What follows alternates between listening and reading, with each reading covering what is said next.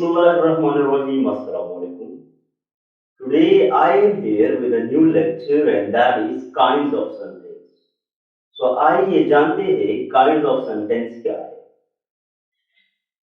Kinds of sentence basically there are 5 kinds of sentence according to function. Function के लिहाज से हमारे पास 5 kinds of sentence है. अब ये function के लिहाज से क्या मतलब है? एक सेंटेंस किस तरह फंक्शन देगा?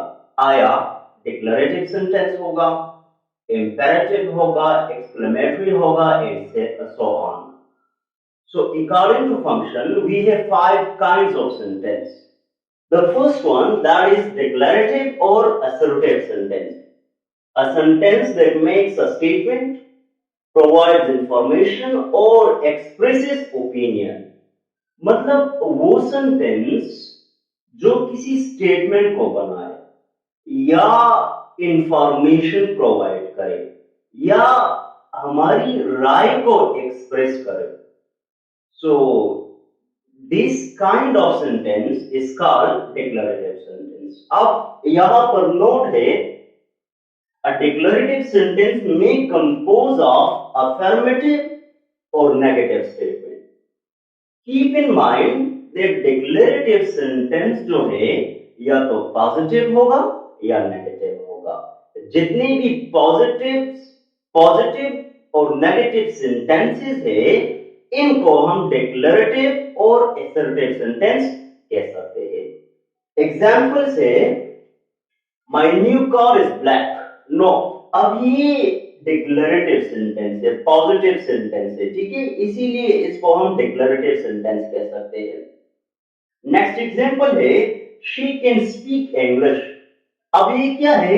ये पॉजिटिव सेंटेंस है, इसीलिए इसको हम डिक्लेरेटिव सेंटेंस कह सकते हैं और ये हमें क्या इंफॉर्मेशन प्रोवाइड करता है.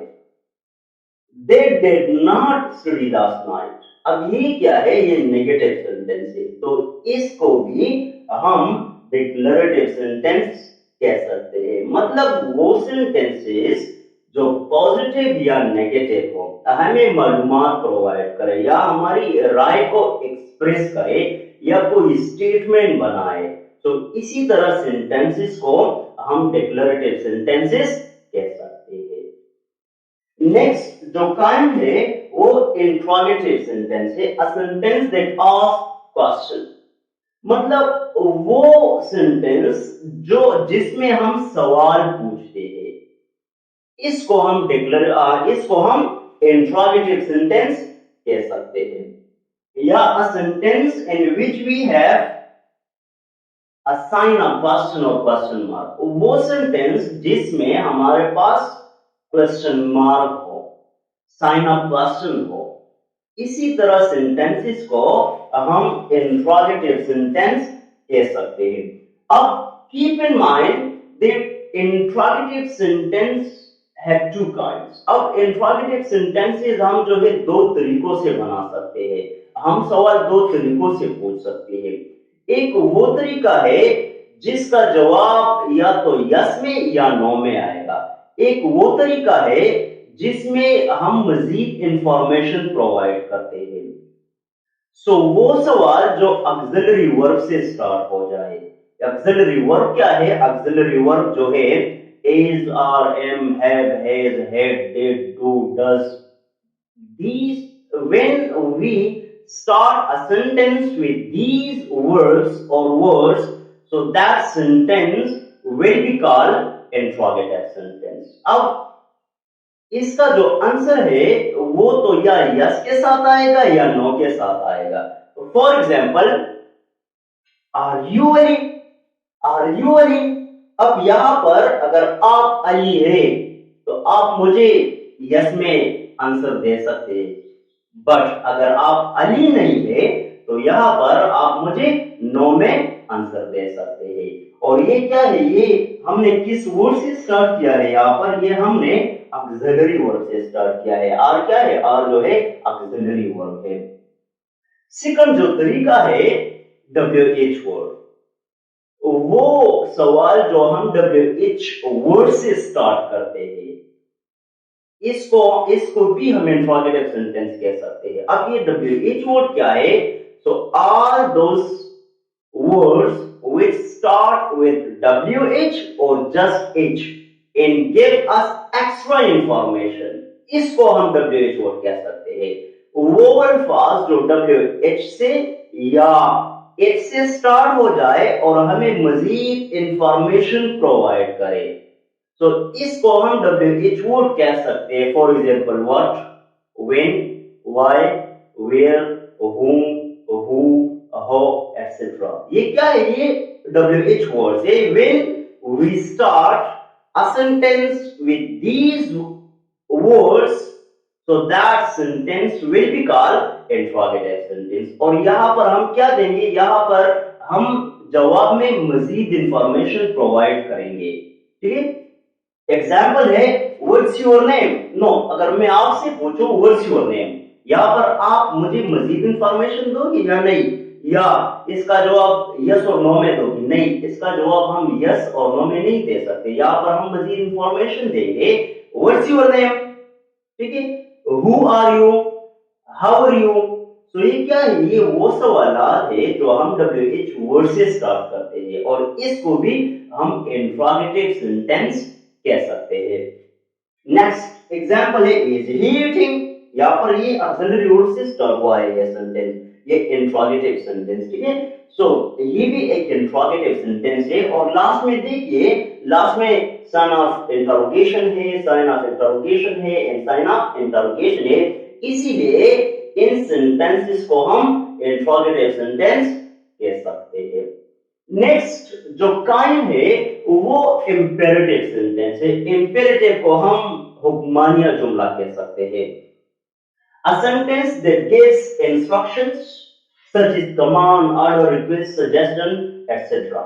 मतलब वो जुमले जिसमें हम कोई हिदायत देते हैं, कमांड की शक्ल में, ऑर्डर की शक्ल में, रिक्वेस्ट की शक्ल में, सजेशन की शक्ल में, जब हम इसी तरह सेंटेंसेस को यूज करते हैं, फिक्रात को यूज करते हैं, so these sentences are called imperative sentences. Example से please open the door। अब यहाँ पर मैं किसी से रिक्वेस्ट कर रहा हूँ, इसीलिए इसको हम imperative sentence कह सकते हैं। नेक्स्ट है get out। अब ये एक ऑर्डर है, एक कमांड है जो मैं किसी को दे रहा हूं। ठीक है? यहां पर ये एक इंपेरेटिव सेंटेंस है। नेक्स्ट एग्जांपल है लेट्स प्ले क्रिकेट, आओ क्रिकेट खेलते हैं। अब ये एक सजेशन है। ठीक है? इसीलिए इसको हम इंपेरेटिव सेंटेंस कह सकते हैं। नेक्स्ट जो काइंड है वो एक्सक्लेमेटरी सेंटेंस है। अब ये एक्सक्लेमेटरी सेंटेंस क्या है? A sentence that expresses our feelings and emotions, जिसको हम जज्बाती जुमले कह सकते हैं। वो फिक्रात, वो जुमले जिसमें हम अपनी जो इमोशन है, जज्बात है, ख्यालात है, एहसासात है, इनको एक्सप्रेस करें, इनको जाहिर करें। इन सेंटेंसेस को हम एक्सक्लेमेटरी सेंटेंसेस कह सकते हैं। एग्जाम्पल्स है What a beautiful day। अब ये क्या है? जज्बात है, एहसासात है। ठीक है? And keep in mind that after the exclamatory sentence, at the end of exclamatory sentence, we will use sign of exclamation।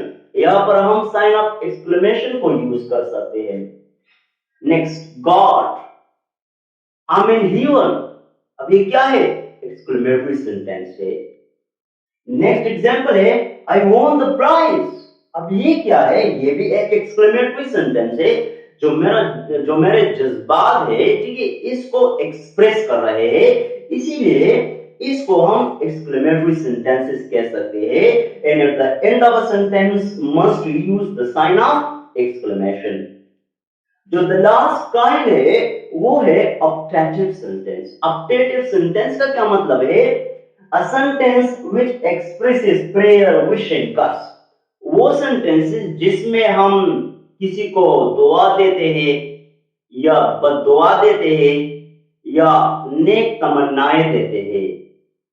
इसी तरह सेंटेंसेस को हम ऑप्टेटिव सेंटेंस कह सकते हैं। एग्जाम्पल से may God bless us all, ये एक दुआ है, यहाँ पर हम क्या एक दुआ देते हैं, ठीक है। May God bless us all, इसको हम ऑप्टेटिव सेंटेंस कह सकते हैं। नेक्स्ट जो है I wish I could help you, I wish I could help you. अब ये मेरा जो है एक विश है, that I wish I could help you, ये भी एक ऑप्टेटिव सेंटेंस है। द लास्ट एग्जांपल जो है may God break his mouth, एक कर्स है, एक बददुआ है, ठीक है, that may God break his mouth. तो ये एक कर्स है, एक बददुआ है, इसीलिए इसको हम ऑप्टेटिव सेंटेंस कह सकते हैं। I hope that you got the point. See you in the next video with a new lecture. Thank you so much.